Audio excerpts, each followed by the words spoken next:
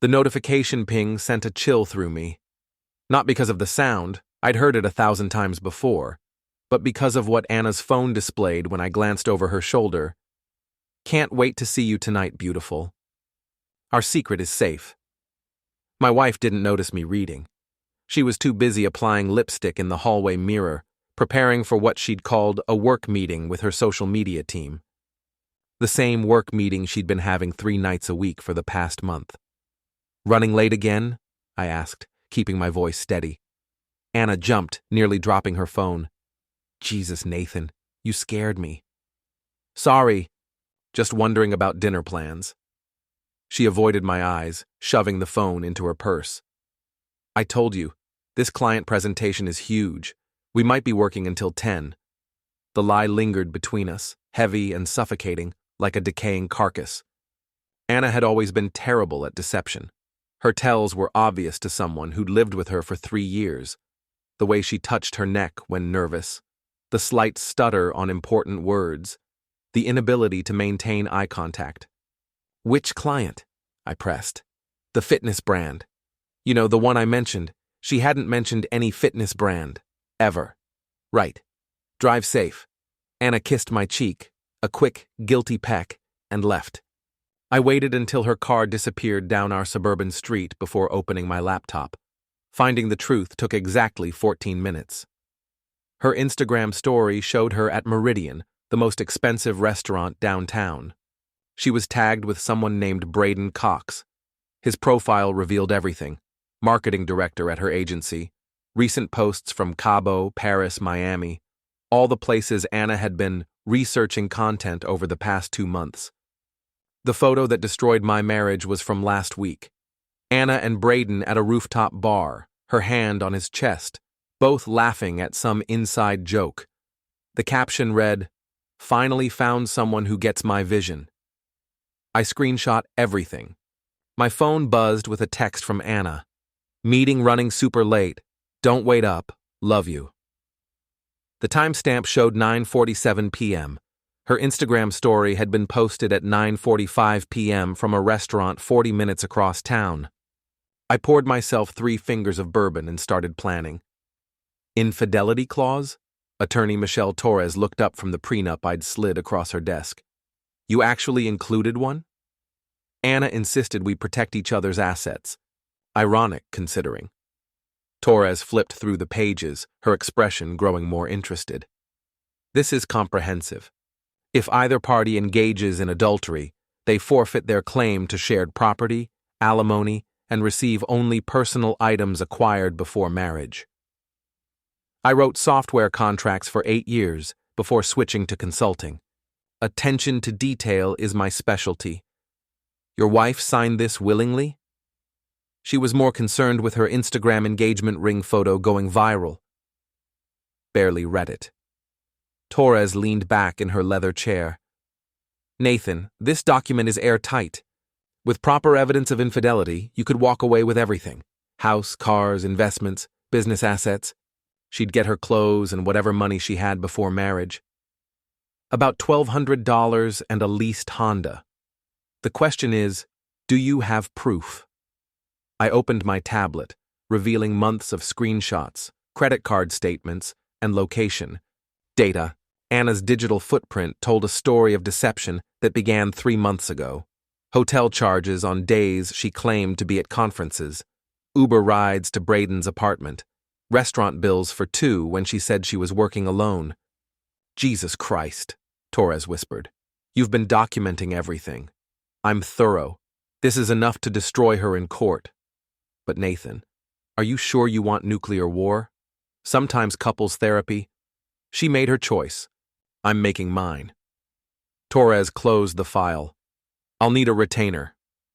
$5,000 to start. I wrote the check, feeling lighter than I had in weeks. Anna was making coffee when I entered the kitchen, scrolling through her phone with the satisfaction of someone living a double life. She'd come home at 2 a.m., claiming her client dinner had extended to drinks with the team.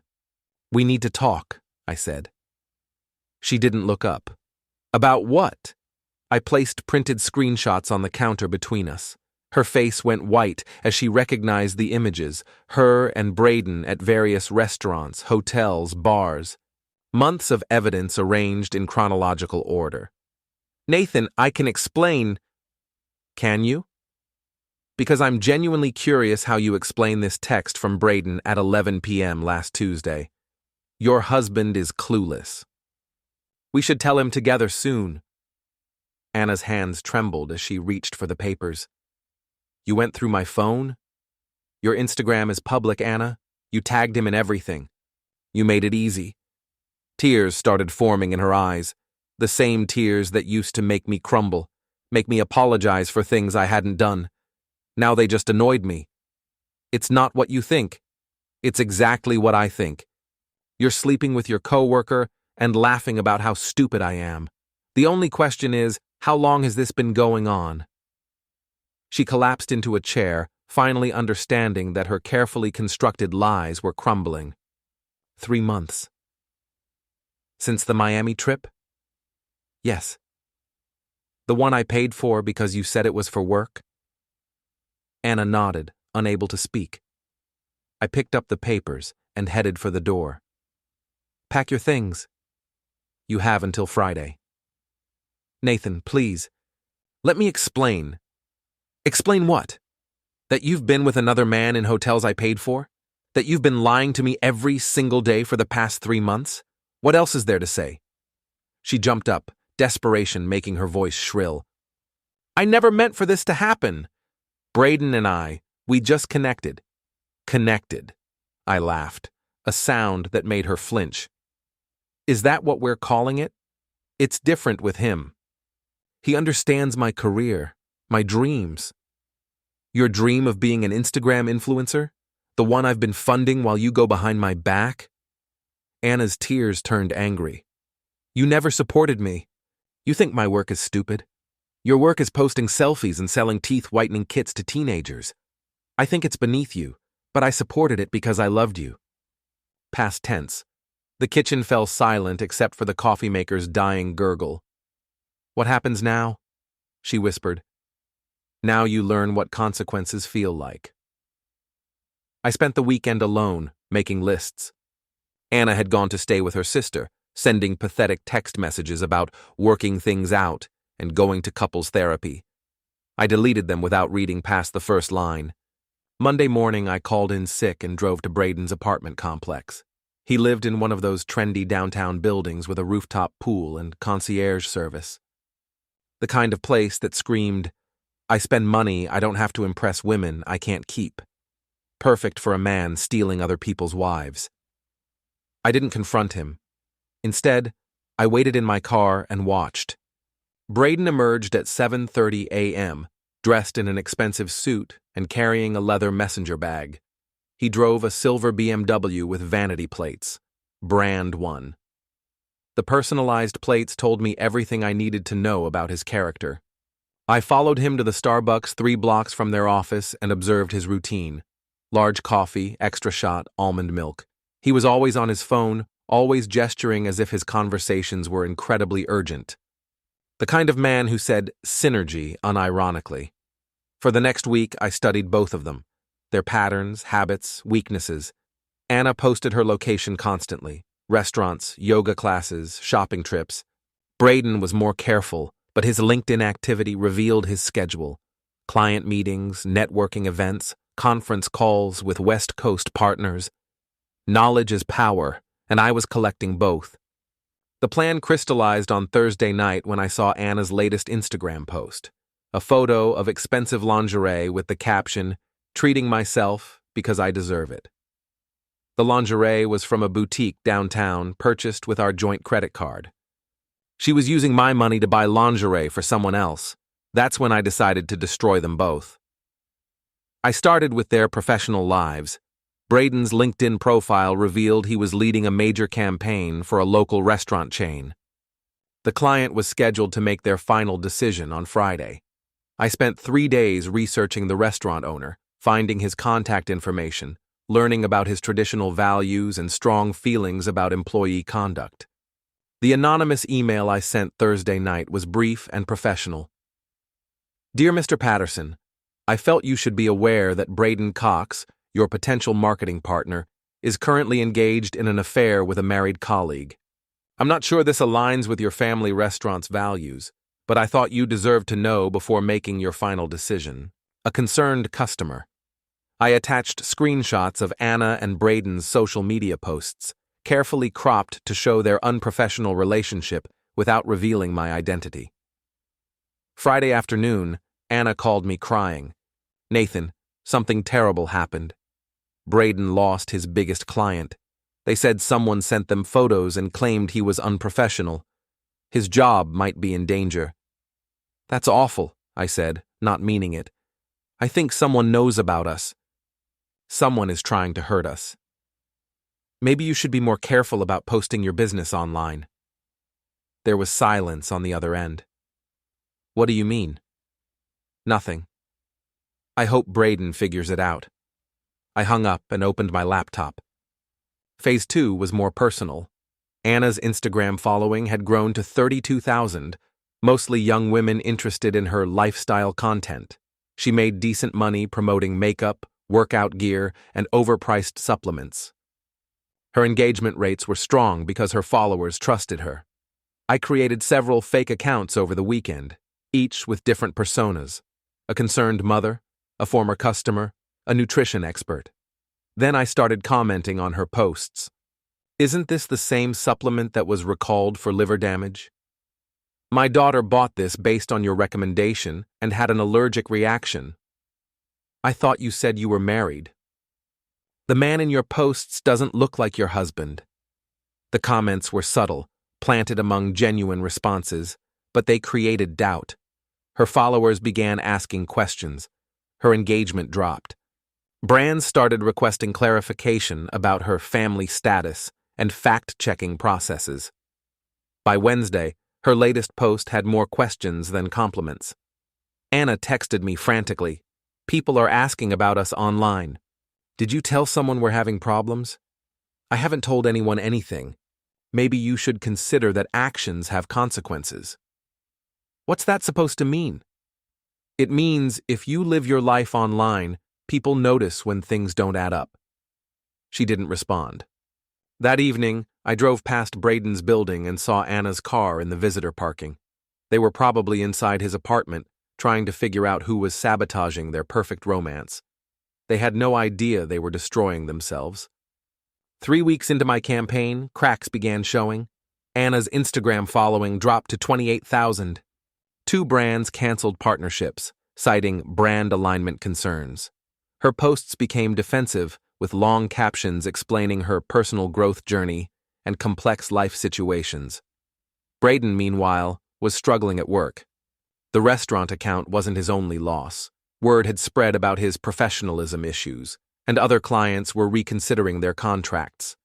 His BMW disappeared, replaced by a modest Honda.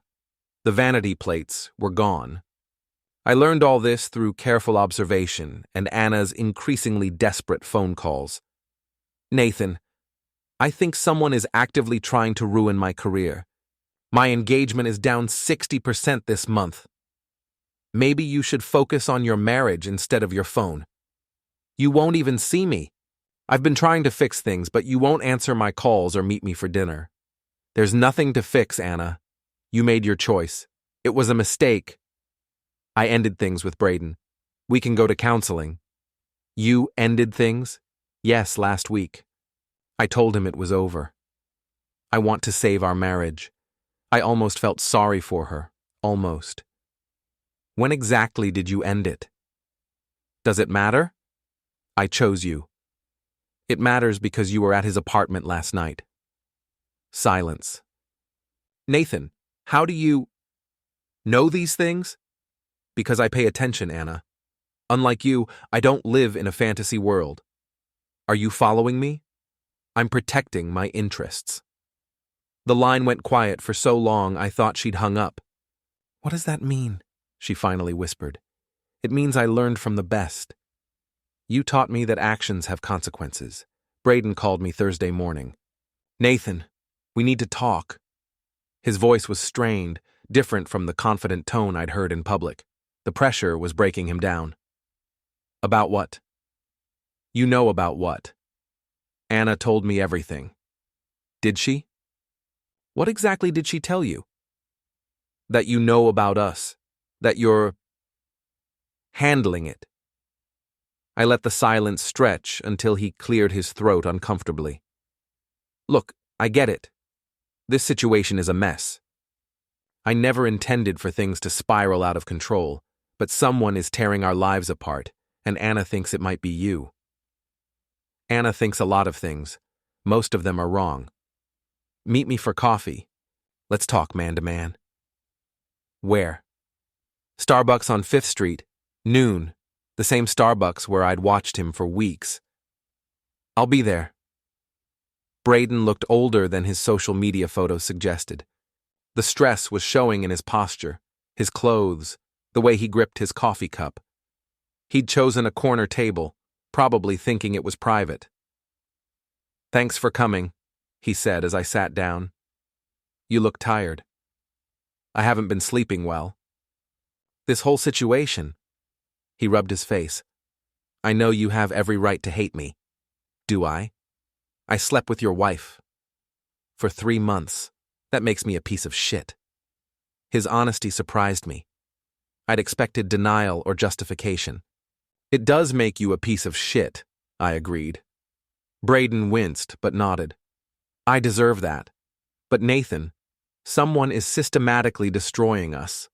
My clients are canceling contracts, Anna's losing followers, and people are asking questions about our relationship. Specific questions with specific details. Sounds like karma. This isn't karma. This is targeted harassment. Anna thinks you're behind it. I sipped my coffee, studying his face. The fear was real. Why would I waste time harassing you? If I wanted revenge, I'd do something more direct. Like what? Like divorce Anna and take everything she owns. The color drained from his face. The prenup, he whispered. You know about the prenup? Anna mentioned it. She said if either of you cheated. She loses everything. House, car, investments, business assets. Everything except what she brought into the marriage. Braden set down his coffee with shaking hands. Jesus Christ.